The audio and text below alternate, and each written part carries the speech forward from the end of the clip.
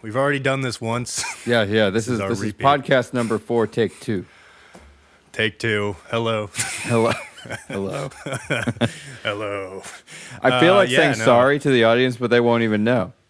No, but it's okay. We can all apologize. I'm sorry, we too. Can all Let's all go around in a circle and apologize. We're all sorry. Yes, it's true. And what did we... So we established that we have 60 million listeners now. No, but right. 60 listeners, which was more than any of us expected. And we're happy for each and every one of you. I like how we keep talking about it as if there's many of us involved in this. No, there's at least 2. At least 2.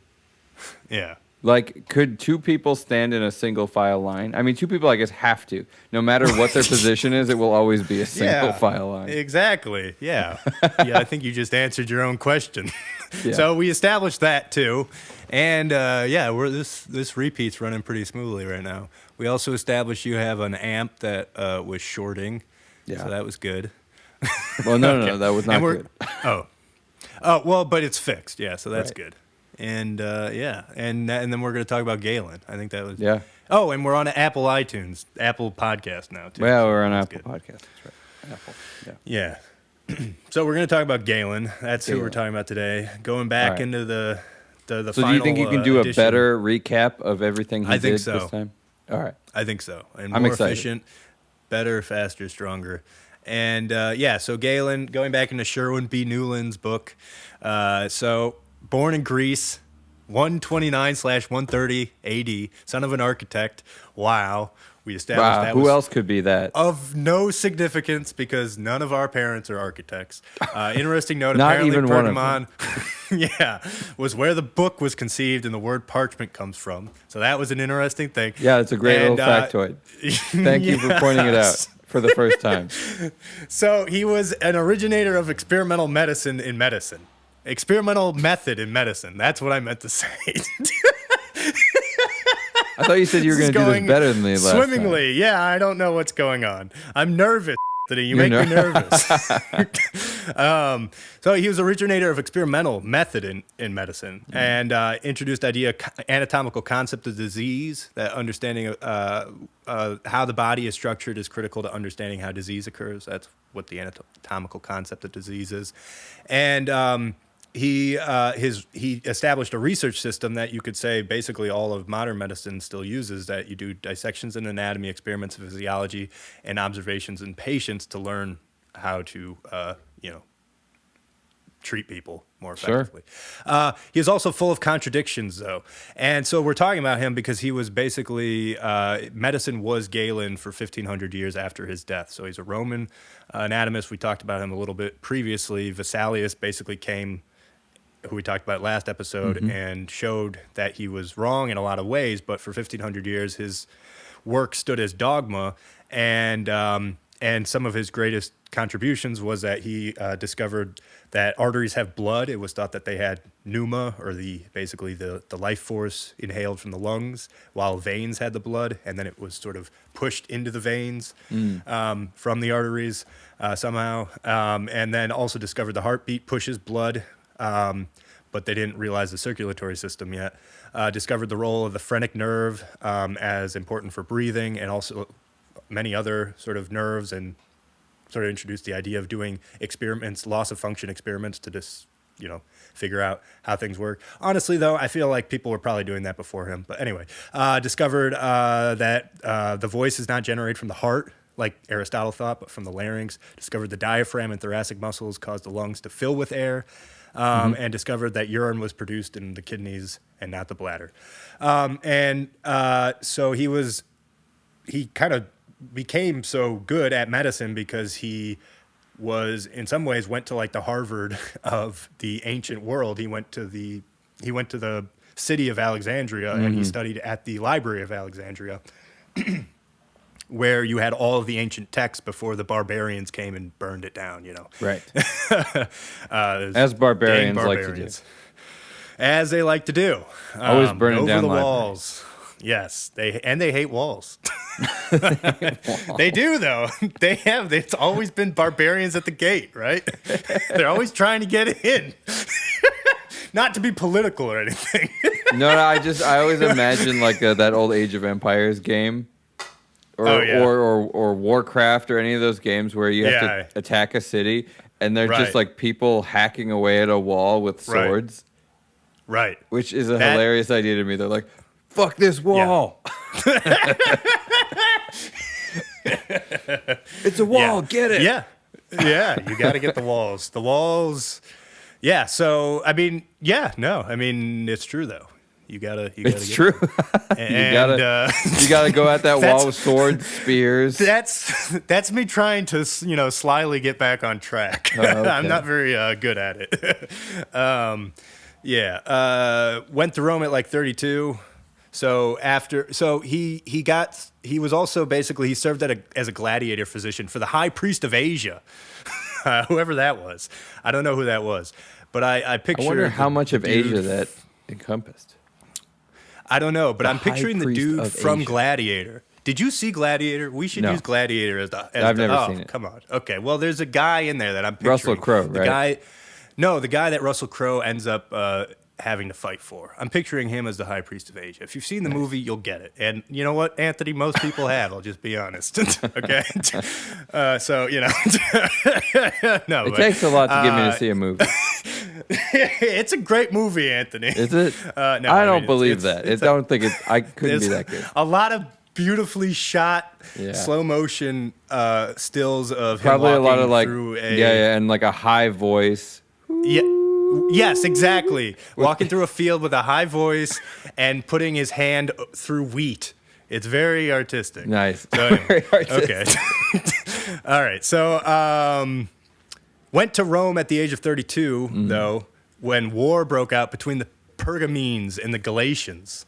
When he was in Rome, he was there when Marcus Aurelius was emperor. Oh, I just assumed we talk about Gladiator, but we didn't actually. I didn't introduce Gladiator yet because we talked about Gladiator in the first iteration, which is why I'm bringing it up again. Oh, but the audience doesn't know that. Well, but we talked about Gladiators. Did we talk about the movie? I don't think we did. I brought up Gladiators in the first take, but I didn't in the second. But anyway, it doesn't matter. We talked about Gladiators because that's who Marcus Aurelius is, the one that died in the movie Gladiators with Russell Crowe. Great movie. But the end. Goodbye. If you're trying to set your mind into what we're talking about, just picture that movie. And he's the physician for Marcus Aurelius and Commodus, who, as we also established, was the guy nobody liked, right? So anyway, but this was like the height of the Roman Empire. I mean, so that's kind of cool when you think about it. And just cast your mind back. So there were, about the 5 emperors? Do you know about this, Anthony? No. I keep saying your name. I'm gonna have to bleep this out so much. I mean, that's gonna make it pretty funny. Everybody's gonna think I'm swearing. Anyway, the 5 emperors. This was, I think, coined by Machiavelli. I think it was Machiavelli. Okay. But Edward Gibbons also talks about it in his famous book in 1776, The Decline and Fall of the Roman Empire. Anyway, it's these 5 emperors. Trajan, I don't remember their all names, but Trajan is one of them.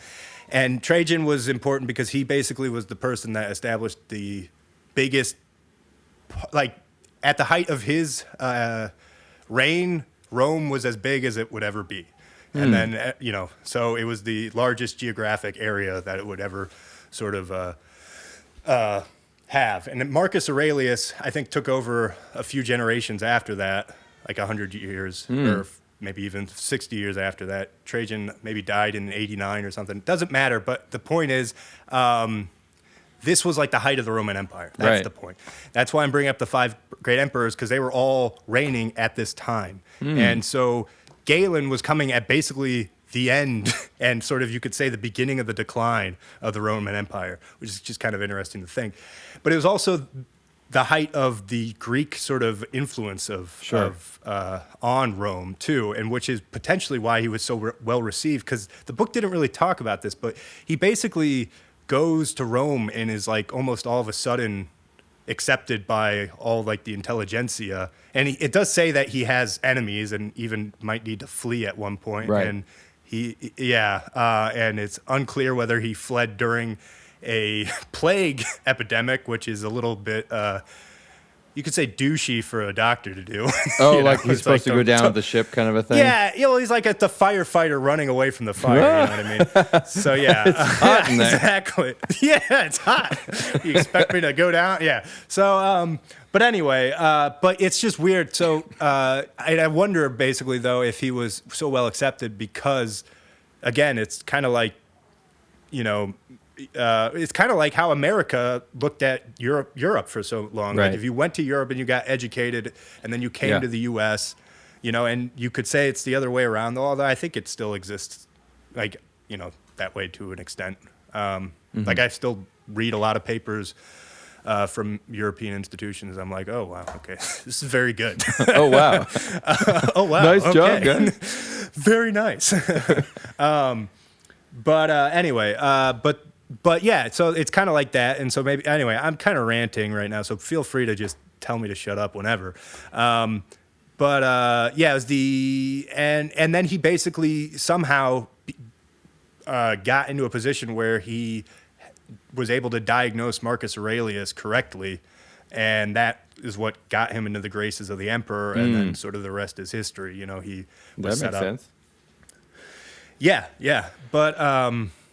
but it's just interesting because especially when looking at successful people, I'm always very interested to look at how did they, what did they do to get to that point? Because I mean, granted, he came from a rich family. I think his parents were landowners, but his dad was an architect.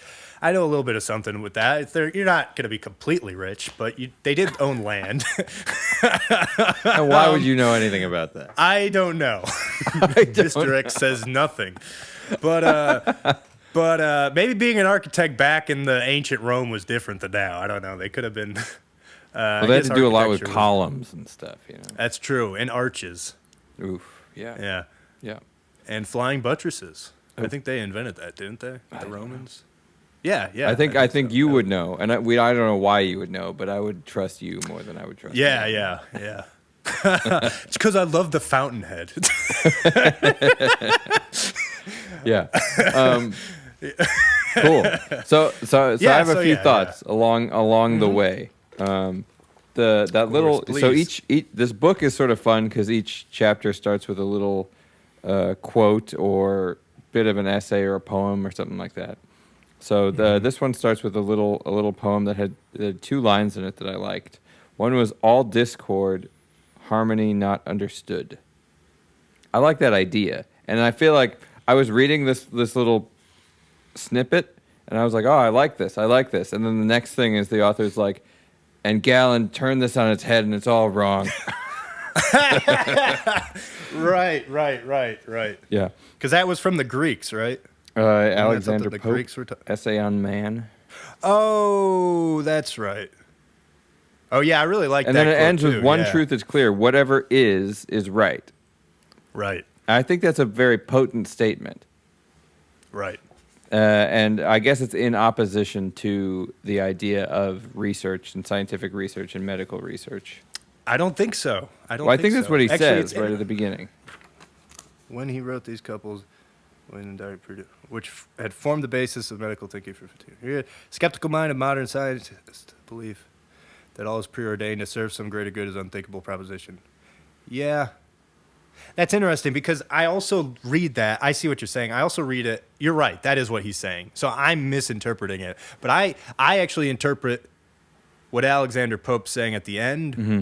One truth is clear. Whatever is right. Mm-hmm. As sort of affirmation of what this general thesis has been, that you sort of, the further you get away from your observations, the further you get away from truth. Sure. And Galen actually, despite the fact that he was wrong, also talked about that. The same thing that Vesalius talks about that we talked about last episode, which is that you need, if you want to know something, don't trust it in a book. And in fact, there's another quote later that of Galen saying exactly that. It's like, if you want to know anatomy, you need to go and do dissections. Yes. Yeah. Absolutely. And that's how I read that. That's interesting, though, because that's how I read that last thing. It's like, whatever is right, as opposed to something that's written and somebody says is right. Mm-hmm. That's what I was taking. It could be could be seen as an argument for empiricism, like what you're saying, what you can observe or experience, exactly. versus the purely theoretical or something like that.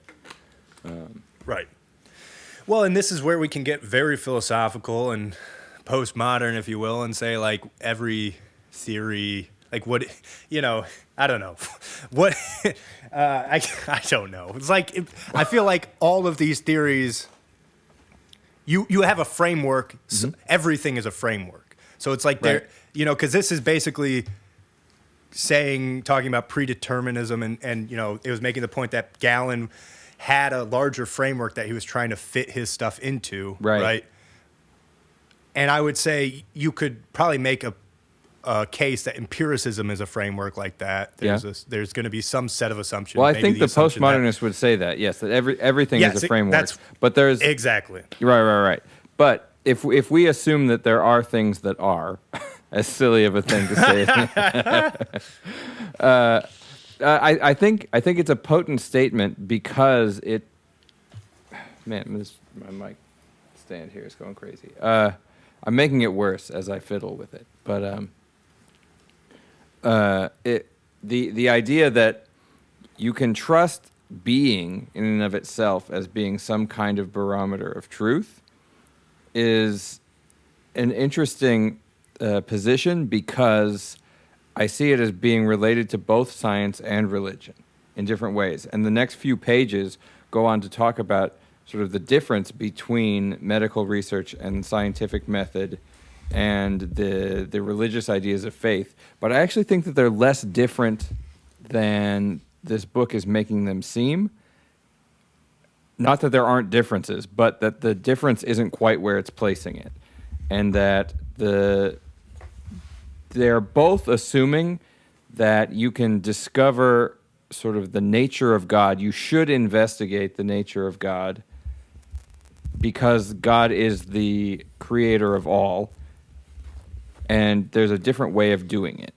And so one way of doing it is to say that the way of finding the nature of what is good and what actually is through sacred text that is given by God himself, because as humans, we don't have the capacity to investigate nature to a point of truly understanding it. You can't understand nature because nature is of God. All you can do is take what God has given to you, and it's arrogant to try and investigate nature to that degree, versus the other side that says, no, what has been given to us by God is nature, and that is the thing to investigate. So you're saying that they're different, and he's saying, or you're saying that he's saying they're different, but you think they're the same? So I think that the author of the book gives Judaism and Christianity a little bit of the short shrift. I think that they're not. He says that they're based on blind faith, and I don't actually think that that's entirely true. I think that there is an aspect of blind faith to that. I think there's an aspect of blind faith to every framework because a framework has to have some kind of basis. I'm calling it blind faith is a little bit of a loaded way of describing it, but no, there is an aspect of faith that goes into science that we don't talk about as much. I mean, in terms of, there's a faith in your faculties, right? I saw it, I tasted it, I sensed it, I felt it, or there's a faith in your algorithms or your methods or your systems or something, right? And there might not be because peer review and reproducibility is an attempt to try and strip the need for faith away from it, obviously. Mm-hmm. But then there's a faith in that system, that reproducibility means something important. Mm-hmm. Anyway. Well, yes. But I think, I mean, maybe. I feel like the whether or not he's... I mean, I agree with the fact that they are fundamentally different, though, I guess. And that I think one of the differences is in agency of the actor. Although, I wonder if I agree with this as I say it. Well, keep going. I'm interested. Well, because it's like and you sort of already said it, and it's not to say that you can't have agency as a religious person, but I feel like the ultimate agency is God if you're a religious, God-fearing person, as it should be. Whereas the scientist, the agency is in themselves to figure out the world. Sure. And yeah. Well, I and think that again, most religious people, well, not all religious people, I think that Judaism especially, but also a lot of sects of Christianity feel as if they are called to investigate God's nature. And Right. and No, the I way agree to with do that. that is through sacred text. Right. Which is why the scientific method, I mean, I feel like basically all of academia came out of the religious sort of Well, because I feel like teachings. that's scientific inquiry in a way is a different mode of investigating God's Right. nature, in quotes. Right. So, okay, you know what? You've sort of bought me into it because this is actually getting to a thought that I've been kicking around for a while that I'm realizing I think is actually agreeing with you and that they are kind of the same thing, is that God is basically just your mind's voice and has been guiding people. Nice. Anyway, That's so we don't have very to get into postmodern. that. I love it. Yes, I know. It's interesting though because I think I'm agnostic, but yeah, there's just something very like I could just read. I feel like I can read a lot of the old text as just like a human that doesn't really understand their inner dialogue. Sure. You know, it's like what is God going to look like to a human that doesn't have the knowledge about the inner dialogue that we have now? Sure. You're going to be like, what is this quote narrative, to talk about postmodernism, right? What's this narrative all of a sudden that popped into my head? Especially if nobody else around you, so far as you can tell, because maybe language is super primitive at this point, whenever this is, doesn't even exist. So like you don't know that other people have the same thoughts, and so of course you're going to think you're special because also, hey, we all think we're special, Right. So anyway, but that's a whole nother thing for another day. I think that we could probably. You're right. Yeah, but I guess what I'm saying is I think I agree with you, in that there's a lot of similar. You know, there's more in common with science and religion than maybe the author was giving it credit. But the author Which is does also, say that Right. what Galen is doing is investigating God's nature right. with a different set of assumptions coming in as Right. to how you do that. Right. And we also, I mean, in science, we're always making the mistake of trying to fit evidence into theories rather than just seeing where does the evidence lay and then fitting the theory around that. Because that's ultimately how it's supposed to go. But that I feel like And- there's a big and problem religion there, is though. sort of- Oh, Well, I was sorry. going to just say, just real quick, religion is exactly kind of that. What this is what the author was saying about Galen, and what we're kind of saying about religious people, where you're trying to fit the world into this understanding that you Right. have of God and everything. Absolutely. So yeah. So anyway, yeah. Sorry, what were you going to say though? I feel like the problem on the other end is if you just have sort of infinite data but no frameworks, how are you going to Right. understand anything? Yeah. Well, You have to relate there's- things to each other, and as soon as you start Right. doing that, you're creating assumptions and narratives and things like yeah. that. I mean, I don't know how much you know about like model bias and stuff, but there's this issue in computer science, or the data mining, I guess, where if you make a model, you can train it really well for one problem, but the better it gets at that problem, the worse it's going to get at solving other Oh, problems. yeah, you've right? told me about this. Yeah, and that's sort of like, I feel like I look at our brain like that too. We start out really young, we're good at a lot of things, and then once we sort of pick a point, we get better at specific tasks in our life Right. and worse at sort of generalizability potentially. Anyway, so yeah, I just think it was just making me think of that. I don't even know how we got on this topic now.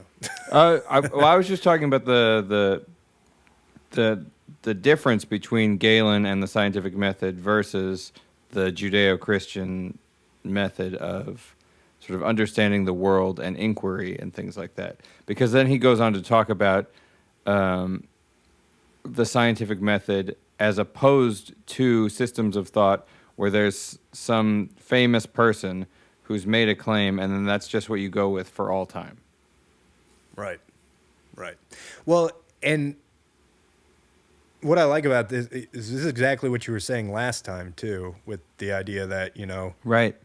one person does a bunch of stuff and then the people that come after them just are more interested in just sort of maintaining the system that was created. Yep. Oh, the Justin Martyr thing. Yep. Yeah, that was an early Christian writing. Yeah. I think it was this exact time. Yes. Wasn't it? Yep. I think. Yeah. So there you go. Yeah. But then it's interesting that you like Galen becomes for how long was he sort of the standard? Like until Vesalius and William Harvey, really. I mean, really. So you could say over 1,000 years. 1,500 years. It's crazy. Almost 1,500 probably. It's insane. So that's exactly what's happening there too, though. Mm-hmm. This person who's gotten famous through being a really good doctor or something like that has made a claim that like kind of works and is a good claim, and so everybody's like, okay, well that must be true. We'll go with that. Right. And there's something in here that I highlighted it. Let's see. This was the God of Galen. On the one hand, he was a stimulus to research that might demonstrate the perfection of his work, while on the other, the belief that structure and function were created in perfection made further investigation unnecessary once the basic facts had been identified. Mm-hmm. And it like that is such a strange assumption to me, and maybe it's a modern perspective. I don't understand how the belief that things are made in perfection means that once you have a basic fact about it, you're done. Because even if it's made in perfection, maybe you haven't gotten all of it yet. And how do you even know if you've gotten all of it? And if something's made in perfection and we're imperfect, there's no way we're going to get all of it. But on the other hand, why are we assuming that things are made in perfection? But that's like a religious belief I don't really understand. No, I think it's the Platonic. That's the Plato probably influence. Right. The Platonic ideal and all that stuff. Because I mean, the ancients had this. I mean, I guess we still have it. This obsession with perfection and understanding what's the most general of something. I mean, we're still talking about this. That's essentially what generalizing stuff is. You could say the most perfect sphere is the most general one, or whatever, like that. I don't know. Sure, like the one in your math book, the theoretical sphere. That is the perfect one. Exactly. Yeah. Yeah. As a side note, what was I reading? Did we talk about this? I don't remember. It was something funny about Pythagoreans being against irrational numbers, and they thought they were like really bad. Yeah, well, I have a book about this actually, about the square root of -1, because for a long time it perplexed people and they didn't know how to deal with it until imaginary numbers were invented. But does that mean that like Pythagoras hated spheres and circles and stuff because you need pi? No, he loved those things.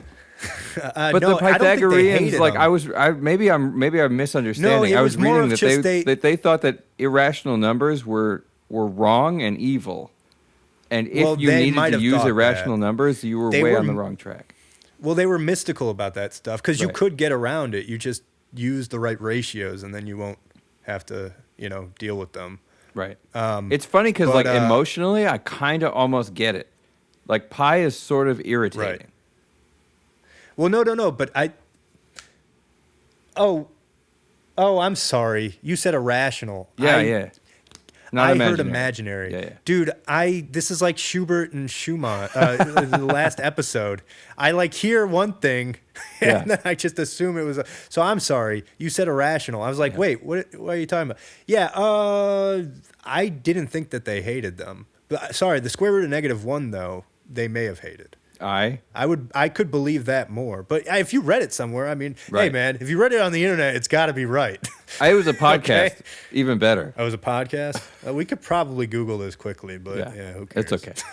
It's sort of off. It's off topic. I just thought it was interesting since we were on Pythagoras. No, I don't know about that. I would assume that they didn't hate him though, because I figured Well, so because many- this podcast was talking about this funny contradiction because actually the Pythagorean theorem proves the existence of irrational numbers. Right. The Pythagorean theorem. Mm-hmm. Yeah. Well, or certainly you're going to get them because you're square rooting things. Right. Yeah. Yeah. No, it's interesting. Well, so they were mystical and sort of. I mean, this is maybe we could talk about this with the. If we do talk about the Hippocratic Oath, which I had posted about just because of that abortion blurb, I thought it was interesting. Right. They were talking about that because there's a blurb in the original Hippocratic Oath that was written in whatever 400 BC that doctors shouldn't perform abortions, and it's actually thought that that's not necessarily that they were against them, though. That it's just that was left to midwives, basically. Oh, that's hilarious. That's exactly what yeah. said the other night. She proposed it as a. Yeah. That maybe what is meant great. by that is that doctors aren't supposed to be doing that. Yeah. No, I that's what's hypothesized.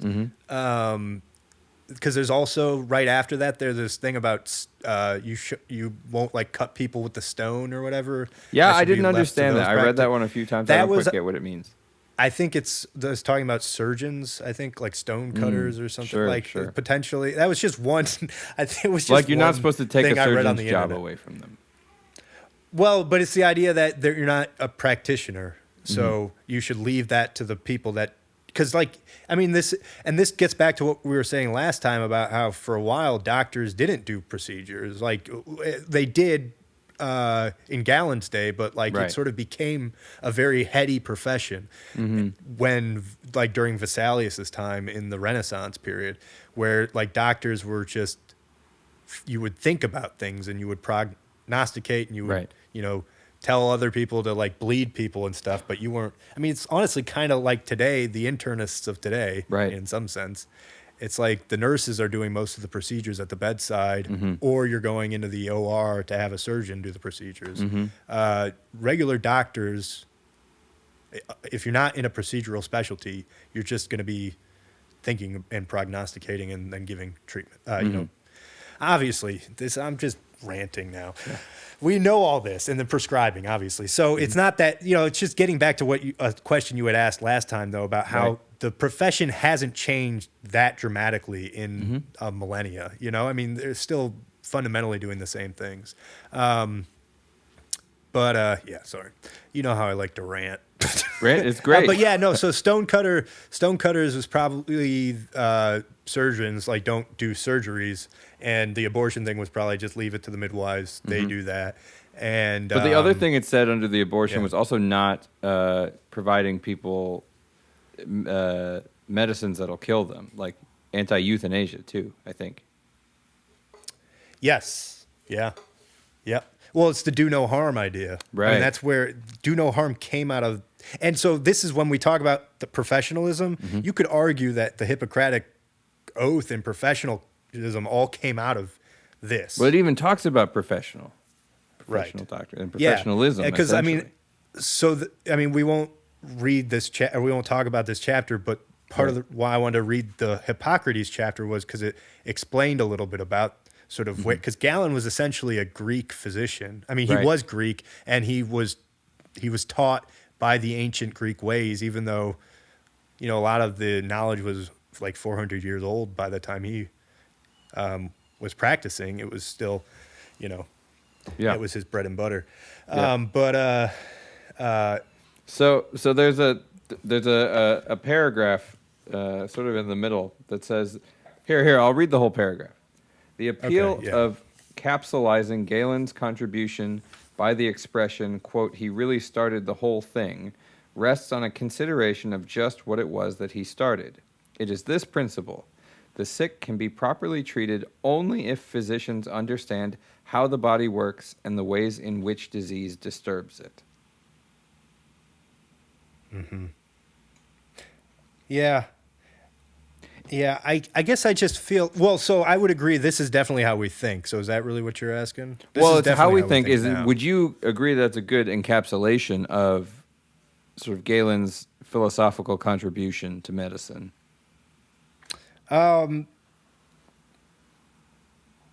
Yeah, I mean, there's sort of the technical contribution of anatomy.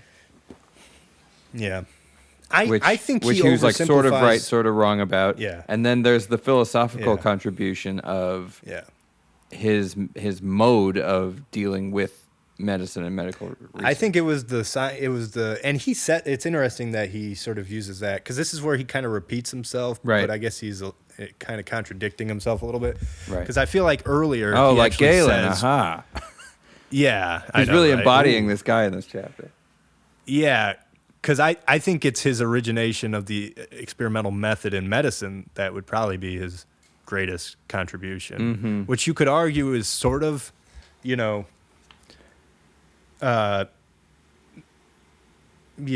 I guess that's, which that's is why different. the reason I highlighted it is, to me, the idea that somebody starts doing stuff like the scientific method in medicine is cool, but sort of boring because, like, I don't know, everybody was sort of figuring that out over time in different fields. And it's sort of obvious to me that people would start Right. trying to be more rigorous about experimentation and Right. develop systems that are rational and observable and things like that. But this is an that's- interesting that's- statement because Yeah. it has such strange boundaries to me. The sick can be properly treated only. I like that it says only, because now I can start to argue with it, because it's a statement with some very severe boundaries. If physicians understand how the body works and the ways in which disease disturbs it. Which is funny, I think, because I feel like there is a lot of medicine, at least historically, that has been used in ways where we don't exactly understand how it works, but we observe that it does work. And so the idea that you can only be properly treated if you understand. My first question is, how do you know if you're understanding? I think he was just trying to get at, it was the first big start in that direction. He wasn't the first one to do it, but he was the first one like to people before push towards that. thought you definitely don't need to know how the body works to treat people. Well, I think there was more. Yeah, no, I think there was more like ritual is sort of the idea. That makes there was sense. more I think so. spirituality and religious. Well, sort like of, a passage that I was going to read maybe last week from Leviticus in the Bible, we talked about it a little bit, is essentially that. It's ritualistic prescriptions for how to deal with disease. right, and so that's how I think many people dealt with it before, but the And Greeks increasingly now, Right. I would argue. Yes, definitely. Actually, The Greeks- it's something that I was reading this in the AAP. I don't remember if we talked about this or not. But I noticed this when my daughter was born. You and mean we you're talked saying about the this American too, Academy of is, the American Academy of Pediatrics? Yeah, That's what you're talking about. Yes. You said. I The mean, I don't know AAP, if we I'm want just to. making sure. You could bleep that out if you want, or not. You said the AAP. I don't know. Well, yeah. So, I was reading an article they put out about how what they're trying to do is come up with systems and procedures that eliminate practitioner decision making in medical treatment, so that there's a series of steps that you take, and different outcomes lead to different treatments and things like that. But it actually isn't based on decision making of doctors or nurses or anything like that. Right. Which I find interesting. I personally don't like, and I understand. It's a little bit like the computers flying airplanes. I understand the argument that there are fewer deaths, but I am very pro-expertise, and I'm very interested in what people think and have to say about problems. And I'm very uninterested in what robots have to say about problems. Yeah. Well, it's the problem that you run into when you automate things. Yeah, is that if people are just following a script, they're not going to think about the few cases where it falls outside of that script. And I would argue that to me, it's hard to say that that's not ritual in a very similar way to reading through Leviticus. And what do you do if somebody has this disease? You do this, you do this chant, and then you sacrifice a cardinal and bathe another cardinal in its blood. And I mean, it sounds goofy or it sounds weird, but I would imagine that putting somebody under blue lights to cure them of some skin ailment or some liver ailment sounds weird to some people too. Yeah. No, I mean, I think the difference is obviously, I think it's degree. I mean, results that you is a big difference. And it's degree you get away from the results, and that's the Right. point. So you're right. If you started just saying like, well, and when you connect results, Yes. with correlations, but not variables that are correlative but not causative. So it's like, we always see that the blue light's on, but actually it's not the blue light. It's the type of metal that we're using that encases the blue light. That's actually the thing that's doing the bilirubin, destruction. Obviously that's not true. That's an example of how you could be like, oh wow, so we didn't realize. So, and I guess what I'm saying is because it's like I feel like you get ritual when you get time and repetitions, basically, and you don't sort of reevaluate the results. So Well, if you're running a where I would script- say there was ritual was like in the ICU, every 3 hours, take temperature, check vitals, blah blah blah blah blah. They weren't really doing much of anything with that data, unless it did something odd. Exactly. But they're just kind of keeping it. Yeah, well, because of the times that it's odd. And Right. that's where it's like I feel like this is different from religious ritual though, because It it's is like different. there are very sort of precise outcomes that we understand that can happen. And also like in that specific case, if they didn't keep them, then they could get sued if something happened bad. And like, Well, why I weren't feel you like the it's like- purpose of a lot of these, what I'm calling rituals, like medical Right. rituals, is legalistic. Exactly. And I would agree even with this that, AAP move to try and take decision making out of it, Yes. I am sure is a legalistic or has legalistic ideas behind it, Right.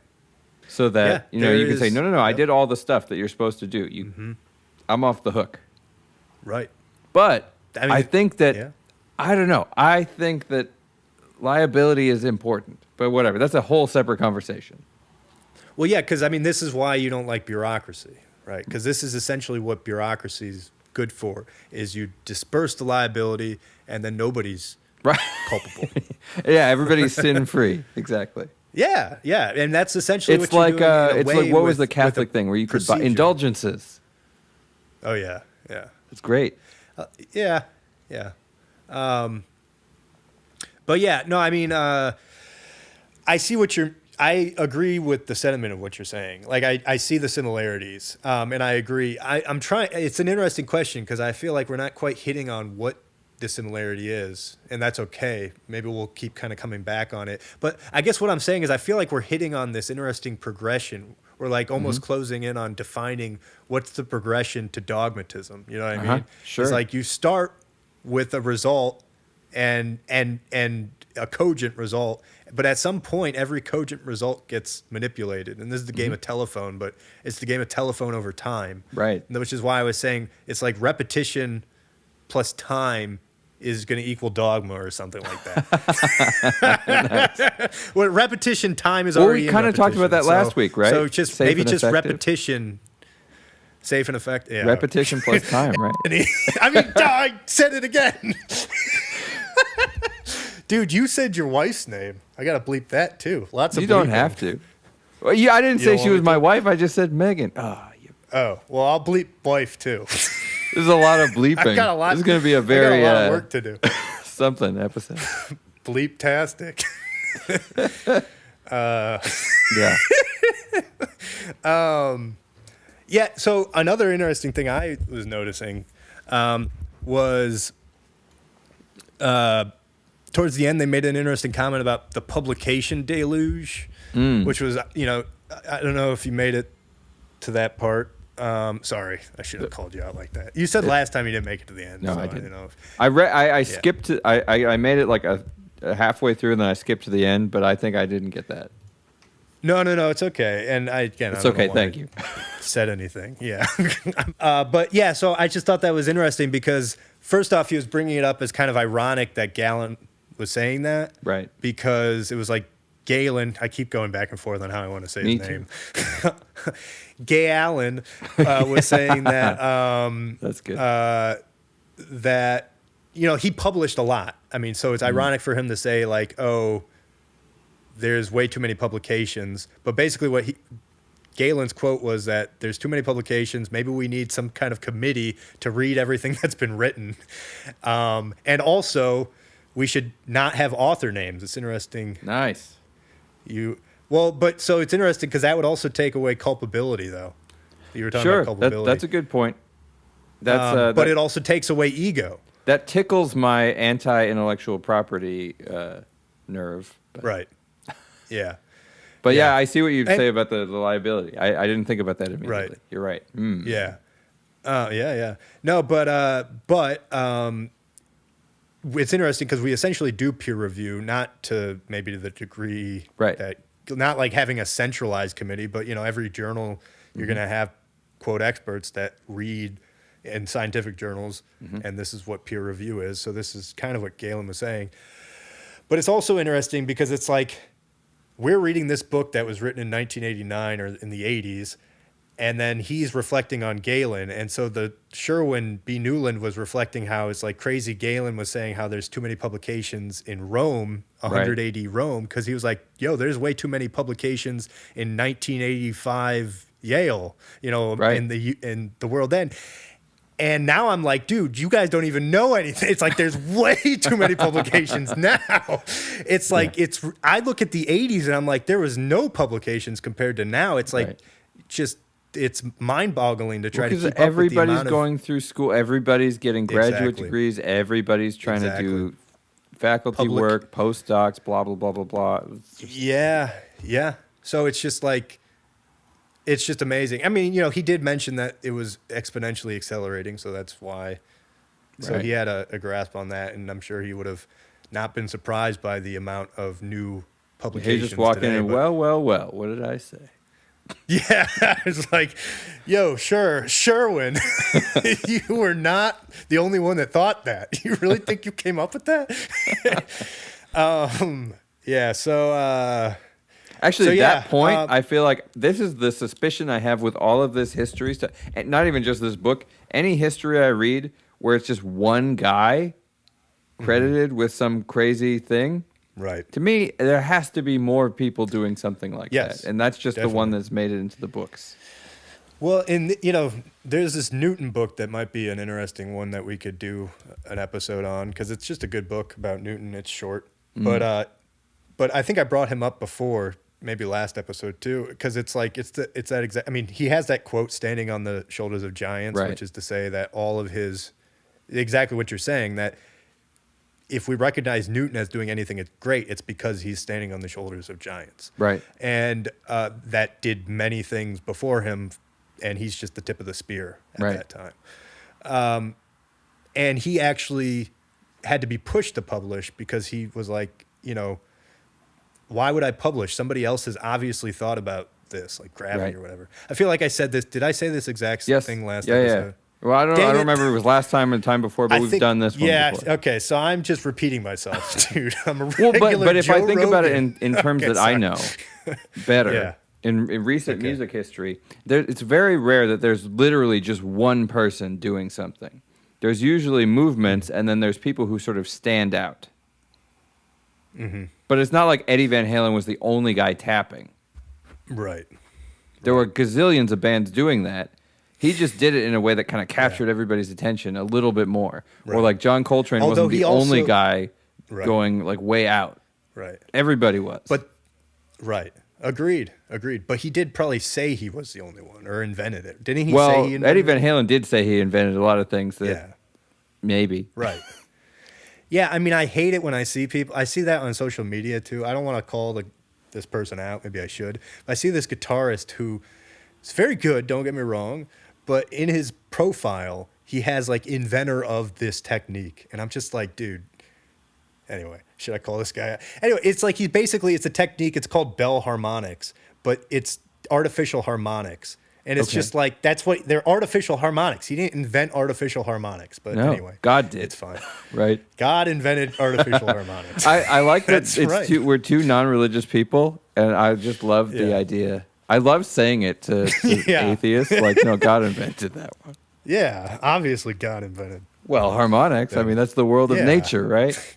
They're angelic. We're exploiting it.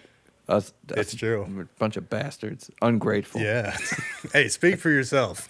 I'm very grateful. Every time you hit a harmonic, you say, thank you. Yes. Yeah. Blessed be this bountiful harmonic. Anyway, okay. So, but yeah, no, sorry. I suck. Yeah, no, so I thought that was kind of an interesting thing, though, to put in at the end about publications. Because, yeah, we have so many publications, man. And it's, and I don't, it's this question of what to do with them. It's because there's just everything. It's also just very new to come up, or it's very hard to come up with something new now, too, because of that. I mean, anyway. I heard a podcast with, she's kind of an interesting, I think she was on Thaddeus Russell's podcast, and so she's sort of in the renegade sphere. She's an anarchist. I believe she's a socialist, but I believe that she's part of an anarchist community in Mexico, which is pretty fascinating to me. But she was an English major. She got a doctorate in English, so slightly different than medicine. But I imagine that there might be a similar problem, where she says that the problem is there's so many people going through, and these doctorates don't really have any value anymore for that reason. That novelty is treated much more with much higher value than validity or being correct. And she said the problem in English is, if you take like A Tale of Two Cities, everything right about it has already been said. Everything astute about it has already been said. So what you need to do is just say something plausible that nobody else has said. Wow. So like, like the racial signaling of this character, like something weird that is like maybe you can make kind of a plausible argument for. Or just study newer literature. I mean, there's plenty of new lit that hasn't been mulled over. I mean, the French, they have that like literature prize every year. Right. you know, I've only read one of those books. So would you say that the valuing of novelty over validity is a problem in medicine, or maybe not?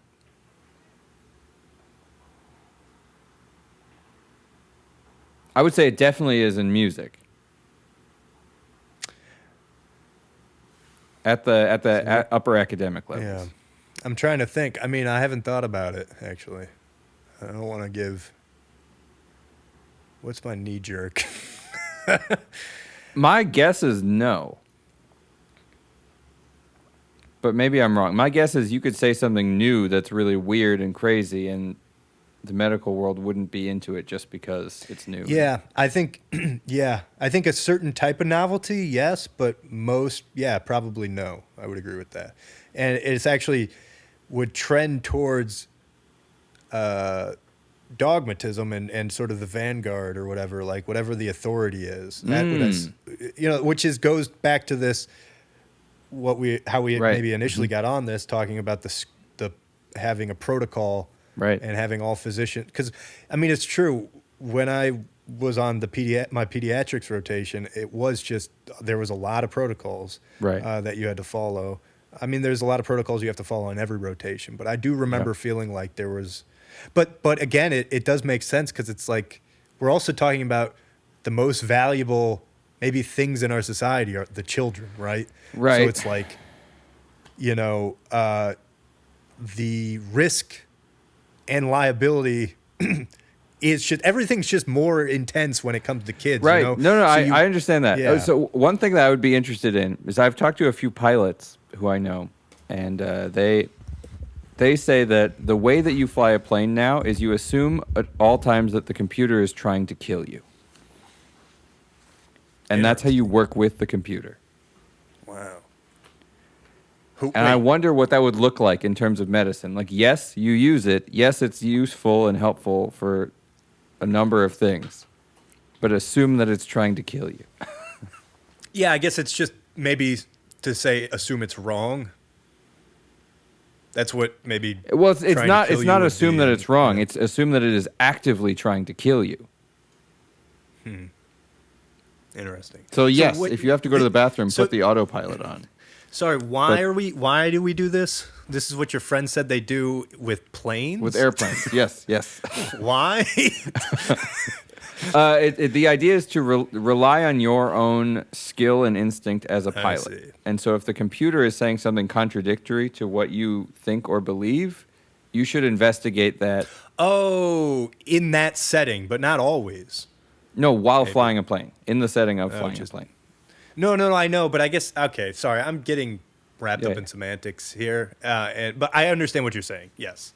It's interesting. I guess I could see that, because, you're going to be also you're at a more heightened... Well, because sometimes you have to rely on the computer. Like, if you're in conditions where there's no visibility, right, and you can't see the ground, you can't see the sky, you have to rely on the computer telling you your level, or you're going up, or you're going down. For sure. There is no option but to trust the computer.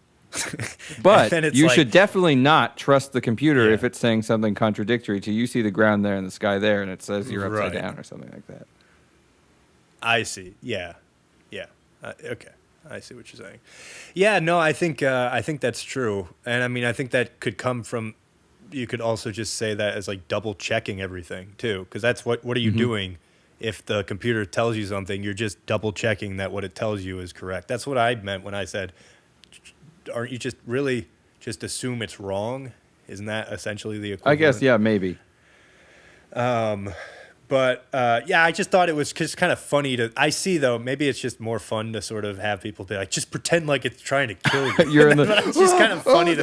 Yeah, they're like playing a stupid game all the time. Yeah, every day is speed.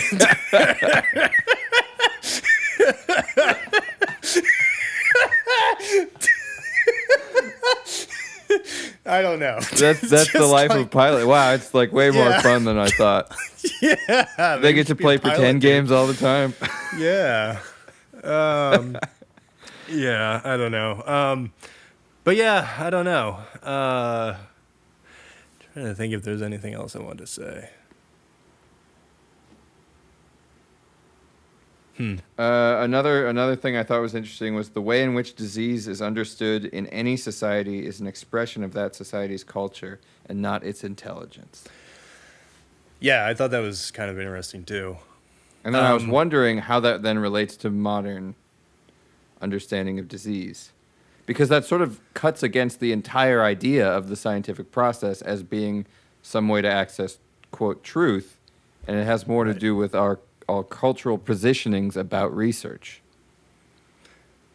Yeah.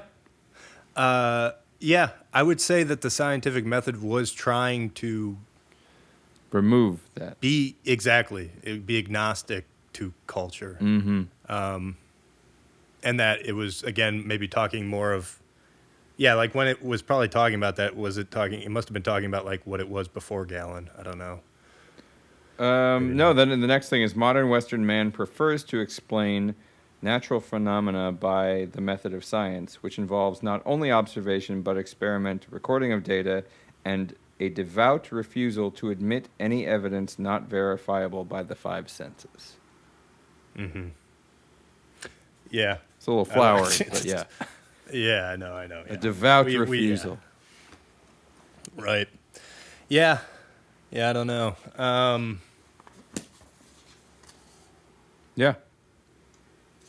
I mean, we don't have to. Oh no. Pick through it. No. I was. Yeah, no, I was. We're like, okay, all right, cool. What else do we talk about? Can I find a quote real quick? No. I was just trying. It was making me realize. Yeah, sorry. Yeah, I was just thinking if there was any other quotes I wanted. Yeah. Scraping the bottom of the barrel here. I know, right? Well, so. Yeah, I guess does that conclude our for now? I guess for Galen. Now, do we want to do the Hippocratic Oath too, like a bonus, at the end, or do we want to skip it? Oh, Because it's so short. Okay. It's like 4 paragraphs. You saying, do you want to read it now? Maybe. Is that what you're saying? Oh, yeah.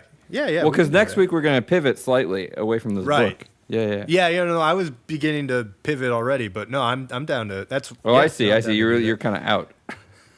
No. Pulling you back. You know in. me. I love Hippocrates. I also think, though, actually, I was wondering about this. If the etymology of hypocrite comes from Hippocrates, and doctors being hypocrites or something like that. Maybe. It just made me think. Yeah, maybe. Well, like the HIPAA regulations are at least related to part of the Hippocratic Oath, right? Yeah. Like, I don't know what the etymology of hypocrite is, I guess. Yeah. Anyway, do you want to... You want me to read it, or you want to read it? Can I read the first let's alternate paragraphs. How about that? Okay, sounds good. This is like being in second grade. Yeah. Popcorn. Yeah. I swear by Apollo, the physicians, and Asclepius. Oh, you shouldn't have picked that one. Yeah. Hygeia and Panacea and all the gods and goddesses that, according to my ability and judgment, I will keep this oath and this covenant. To reckon with him who taught me this art, equally dear to me as my parents, to share my substance with him, and to relieve his necessities if required, to look upon his offspring on the same footing as my own brothers, and to teach them this art, if they shall wish to learn it, without fee or stipulation, and that by precept, lecture, and every other mode of instruction, I will impart a knowledge of the art to my own sons, and those of my teachers, and to disciples who have signed the covenant and have taken an oath according to the law of medicine, but no one else. I guess we could pause and talk about it, maybe. Yeah. I don't know. I highlighted to teach this art if they shall wish to learn it without fee or stipulation. Yeah.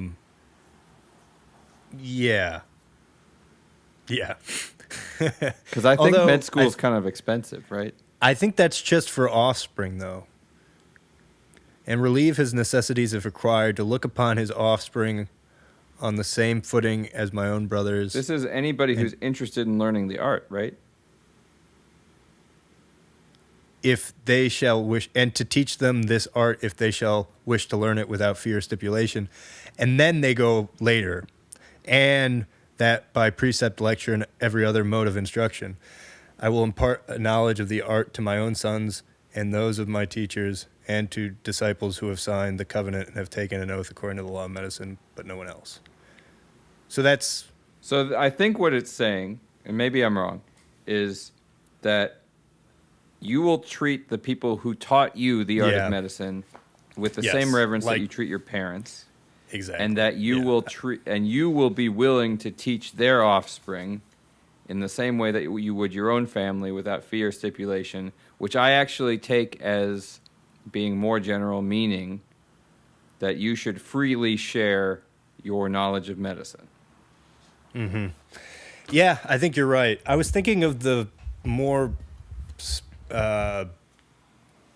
thinking it having to be more specific, literally familial, because it's like, I feel like medicinal families, it would follow in the family more often, like it could being be a doctor. But I think you're probably right. It's probably more of a fraternity thing, or, back then it was a fraternity thing, right? Yeah. Yeah. And yes, medical school is very expensive. So to your point, lots of hypocritical things in here, you might say. What about hypocritical things? I don't know. Okay, so I will follow that system. Oh, did you have any other No. things to say? Okay. I'm going to read the next 2 paragraphs. Thank you very much. Yours was long. Oh, you got bored in the middle? You were, No. Jealous? I was like, hey, I'll read the next 3 and then you read the last 3. How about, Or I guess, are we going to stop? Okay. I will follow that system of regimen which, according to my ability and judgment, I consider for the benefit of my patients, and abstain from whatever is deleterious and mischievous. Nice. Good. I think those are good things to abstain from. Don't be. I think so too. I will give no deadly medicine to anyone if asked, nor suggest any such counsel. And in like manner, I will not give to a woman an abortive remedy. With purity and with holiness, I will pass my life and practice my art. I will not cut persons laboring under the stone, but will leave this to be done by such men as are practitioners of this work. So that's what we were kind of saying before. So the second paragraph you read, the first sentence could be read in a funny way to me, which it's probably not a joke. Deadly.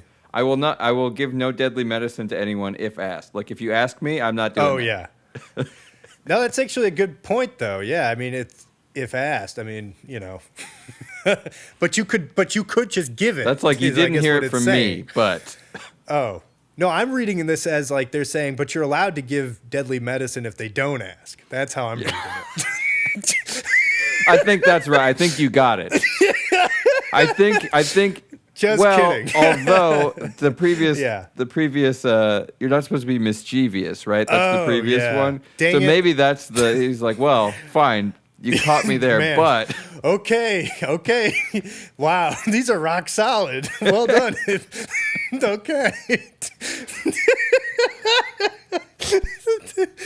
There's no getting through Hippocrates. Okay. All right. I cut no persons laboring under the stone. That's a very confusing sentence. So who are the people laboring under the stone? Yeah, I mean, I don't know. He's not going to cut them, whoever they are. I looked this up, and somebody said that this phrase was about procedures and doing surgery. That's what I thought too. Stuff like that. But maybe, I almost imagine it's like I'm not going to give surgery to surgeons or something like that. Mm-hmm. Yeah, I don't know. Yeah, no, I know, because it's like laboring under the stone. I feel like it's like laboring under the stone, meaning like something happened to them. That's how I was reading it. If it's like, I don't know, like something happened, and it's like a turn of phrase or whatever. But I don't know. Or like the guy pushing the rock up the hill. He's not going to cut him. Oh, yeah. What was his name? I don't remember. Sophocles? No, not. It starts with an S though. Yeah. Anyway. Sisyphus, yeah. Nice. All right.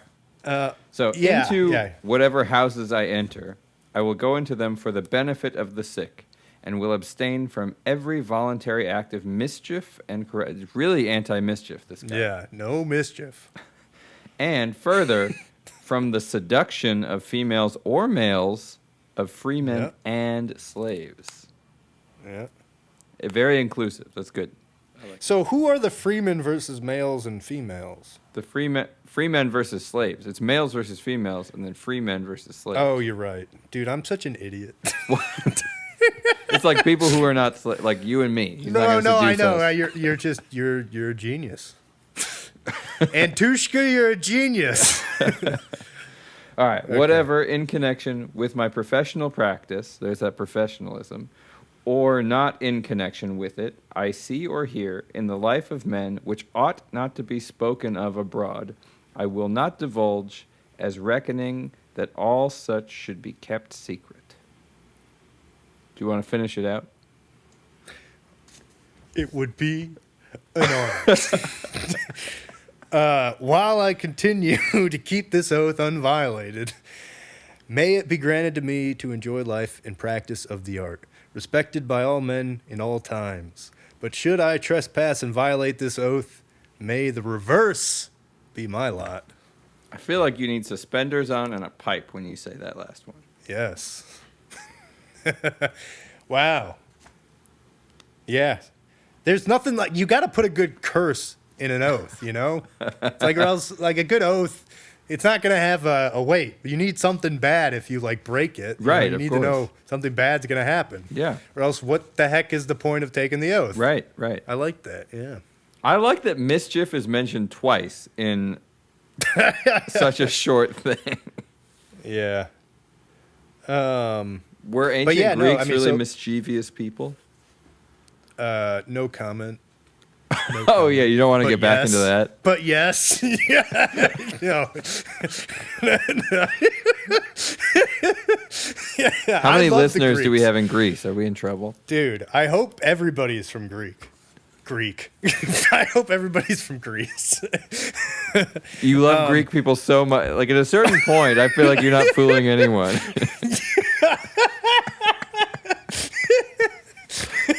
My father's Greek. Okay, so, but obviously, so second paragraph, that's the Hippocratic Oath. I mean, that's where it comes from. Whatever in connection, or I'm sorry, that's where the HIPAA statements is what I mean. The second paragraph? Dude, my I thought brain it was is the starting end. to malfunction. The whatever in connection with my professional practice. When Second paragraph that you read. Yeah. Sorry, not divulging dude. information about patients, Yes. essentially. My brain, I'm sorry. It's you could say malfunctioning. Nice.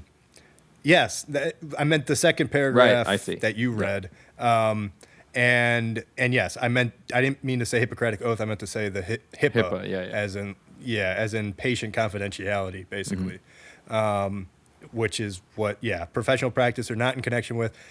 I see or hear in the life of men which ought not be spoken of abroad. So and I will not divulge. So yeah.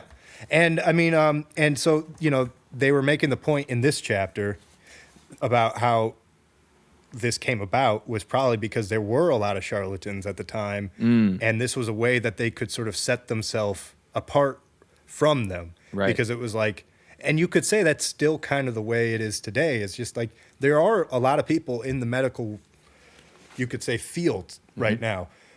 But you could say MDs and DOs and, all the licensed sort of practitioners make themselves that respected through sort of the rigorous, obviously, trials that they have to go through, but also a degree of professionalism, I guess you would say, is like, you go. And so maybe this will be sort of it's a good segue to next week.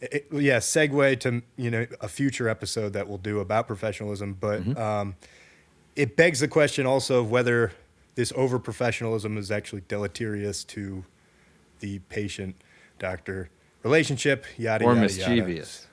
Yada. Or mischievous. But yeah. But, the point is that Hippocratic Oath came out of this time when there were a lot of charlatans and there was a need to basically set yourself aside and be like, look, we're not going to do these things. You can trust us. And if you run into a Hippocratic physician, right, that this is sort of the precepts that they That's like follow. the beginning of licensure. Exactly. Yeah. That's cool. I think it I mean, again, I'm sure they were doing it in Babylonia and, a bunch of places where there's no records. I mean, for all we know, they were doing these things in Europe at this time. We just, everything, there's no records of it, They weren't, though. Silly They were Europeans. just running around in the snow, peeing their names in the snow. Yeah, I mean, can you imagine the French doing this at that time? Come on. Yeah, 400 BC. What was going on? What was going on? In Gaul. Yeah, that was Gaul. Was it? No, they were just was it even Gaul yet? Yeah, probably. Maybe. In 400 BC. I don't know when it was named Gaul. I don't know either. I'm just talking out of my ass. I have no idea. Antushka. So next week we'll segue to Renegade History. Or did you want to do professionalism? Or do you want to save that for further down? Oh, yeah, let's table. I think a palate cleanser would be good. We'll get off this topic for a little bit. All right. We don't want to define ourselves. Some of a Renegade history is pretty spicy. Uh-oh. So let's here. I kind of like that we decide on the podcast what we're talking about next week. Yeah. So let me go through a few of the topics and let's decide. Okay. Oh, come on. Did you have you had a chance to look at the book at all? I got the book. I haven't looked at it. Hang on, let me go grab it. Hang on. Okay. All right. Well, while he's grabbing it, I don't know if we're going to cut this out or not, but I'm looking at a renegade history of the United States, and it's taking forever to load. So if you have it right there, could you just go through the chapters? Do you want the index? Sure. Wow, it looks like my lo-fi book is superior to your technology. Well, my computer's really bad. I need a new computer. Yeah. You sure do. You sure do. No. Sure. Okay, so drunkards, laggards, prostitutes, pirates, and other heroes of the American Revolutions, Chapter 1. That one's fun. 2, freedom of slavery. Oh, the 3, freedom in slavery and the slavery in freedom. Those are a good pair. They're pretty spicy. God, Jesus. Yeah. I'm down. Yeah, I'm sure you are. 4 is, so 2 is the freedom of slavery. Yeah, that's a pretty spicy title. And 3 is the slavery of freedom. Wow. Yep. 4, horrors and the origins of women's liberation. That's a cool one. We could do that one. Yeah, maybe we should do that one. Part 2, how white people lost their rhythm. That's part 2. That's cool. 5, a rhythmless nation. 6, the white chimps to Yankee Doodles, the Irish. Yep. 7, the Jew was. I'm not even going to say it.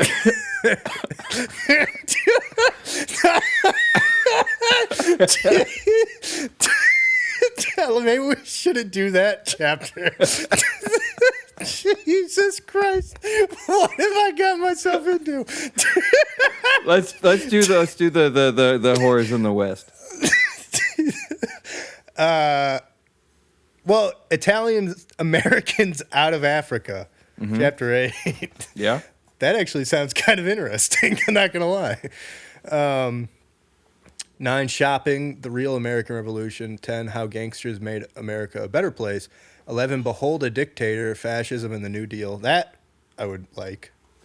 Yeah, I think that could be cool. Do you want to do? Well, let's do the West, the feminism and the prostitutes. You want to start with that one? Yeah, Okay. and then we can move on to Roosevelt. Okay.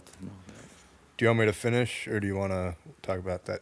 Oh, you can keep going. Yeah, there's a few more. Yeah. Behold a dictator, fascism and the New Deal. Just how popular was World War II. How juvenile delinquents won the Cold War. A process of self-purification, the civil rights movement's attack on African Americans. Gay liberation, American liberation, and almost free, the promise and tragedy of rednecks and hippies. I think that 16 would certainly be interesting. Yeah. And fifth. So you don't want to do the ones that you won't read the title to. I could try reading the freedom and chapter slavery and the slavery and freedom are. It's an interesting thesis that he builds, but maybe it's too much. Do you want to encapsulate Is it too much to encapsulate too? You think? I mean, they're kind of long. Okay, yeah, then you don't have to. It's probably a 2. If we did it, it would be a 2-episode thing. But yeah, let's start with the American West. Okay. How prostitutes built the West. Oh wait. Oh. Okay. Yeah, sounds good. Yeah. Cool. Coming up next week. Right. Coming up next week. You're reading the chapters like, yeah. Dude, you almost got me on that one, Antushka. You almost got me. You thought you had me, man. You thought you had me. I was like, why don't you read them? Yeah, I'm pretty quick. I might not be You're able like, to I got the book right here. Yeah, I might not be able to understand the Hippocratic Oath, but no. Yeah. All right. Well, cool. I think we did it. Yeah, I think we did too. Yeah, it's good. So I might even try to push this out soon. Okay. Tonight. You probably don't care. No. Either way. No. Yeah, it's tonight or tomorrow. Do you want me to do it, or are you okay with doing it? Oh no, I'm fine with doing it. It's fine. I'll be able to get it out before tomorrow. It's just I got stuff tomorrow. Yeah. I got stuff, man. I got stuff, man. You wouldn't understand. I have to make all these charts. There's a guy who has a jam here on Mondays, and he's out of town, so I'm covering for him. But this jam, you have to learn all the music ahead of time because singers sign up with songs, and so the house band has to learn all the songs. So I have to chart out 20 new tunes. Wait, by when? Well, for Monday, but Monday. But okay. parents are coming into town this weekend, so it's like a big rush. We did Master of Puppets last week. Oh, nice. I had to learn it. It was fun. I'd never learned the whole thing. It was very hard. Dude, I'm always amazed by how long the intros of Metallica songs are. Yeah, it's like a minute and a half of it. I mean, the song's 9 minutes long. I mean, I'm impressed though, because it's like I'm also always talking about how I feel like the attention span of listeners these days is low, but Metallica sort of goes against that, don't you think? Yeah, I think so. And like Tool, actually. Yeah. I guess. Yep. Come to think about it, really, a lot of I guess the bands you listen to. Come I to think think so. about it, you got a pretty good attention span. Yeah. Even I'm though excited though. you took, Possum Kingdom's on the list for this next week. So. that's a song. Do you wanna die? You must know that song. Oh yes, I know that song. Is that what it's called? It's Possum Kingdom. It's an area in Texas. It's about a cult. I didn't know that. Yeah. Do you wanna? And wait, the song's called Possum Kingdom. Possum Kingdom. Yeah. By the Toadies. What's the band? The Toadies. Okay. It's a Texas band. Oh. It's pretty cool. It switches back and forth between 8 and 7. Every other phrase. You know, this is a long tangent, but I've been thinking a lot about rhythm and how, and you know, everything can fundamentally be broken into 2s and 3s. Right. Anyway, we can talk about that later. That's a whole thing, man. Yeah. But that's cool. I was sorry, I had something I wanted to say, but anyway, That's fine. who cares, man? Right. Yeah, I think we did it though. I think we Yeah. did a good job. I think so. My I think brain's we made it starting to expire, dude. I've been getting up super early. Honestly, I was thinking like if only we could do these in the morning, because I think that's part of my issue. Is like I get home, like I get up super early, so at this, like I'm sundowning at this point. Yeah. I get that. Well, the baby would have to be on the podcast then, because I have her. No, I understand. No, sorry, I'm just. But she also gets up we very early, so I'm up at like 7 every day. So at least. God, Yeah. that's crazy for you. I mean, you used to be. I mean, are you still like Oh pretty yeah, I much stay up nocturnal? late. I just don't. Wow. Yeah. Okay. Well.